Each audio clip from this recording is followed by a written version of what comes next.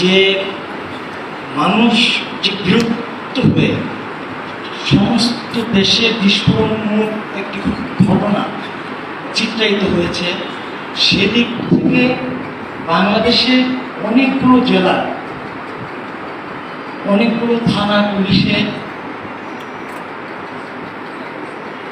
বিভিন্ন দুর্ঘটনার শিকার হয়েছে, অস্ত্রলুট হয়েছে, পুলিশ সদস্যরা নিহত হয়েছে। সেদিক থেকে আমাদের ময়মনসিংহ অত্যন্ত শান্তিপূর্ণ এবং সমৃদ্ধি শহর। এই শহরে 13টি থানা এলাকায় সামান্য বিচ্ছিন্ন দু একটা ঘটনা ছাড়া তেমন কোনো ঘটনাই ঘটে না। আমরা লক্ষ্য করেছি 3-4 দিন সরকারবিহীন ছিল আমাদের এই দেশ।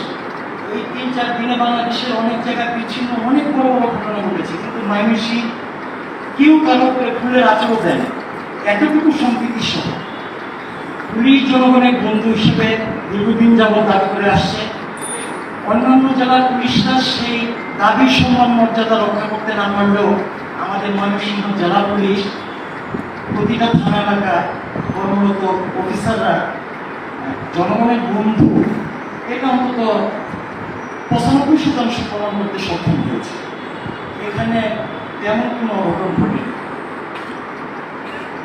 এই কথা বলার অর্থ হল, আজকে আমাদের নবাগত ডিআইজি রেঞ্জ মহোদয় এবং নবাগত জেলা পুলিশ সুপার মহোদয়, আপনারা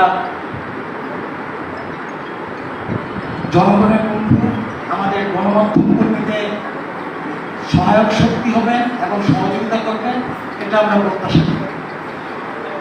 আপনাদের দ্বারা কোনো গণমাধ্যম কর্মী অকারণে যাতে হয়রানির শিকার না হয়, কোনো মামলা মোকদ্দমার ঘটনার শিকার না হয়, আপনাদের আক্রোশের কারণে কোনো নিরীহ মানুষ যাতে মামলা না করে হয়রানির শিকার না হয়, সেদিকটা খেয়াল রাখবেন।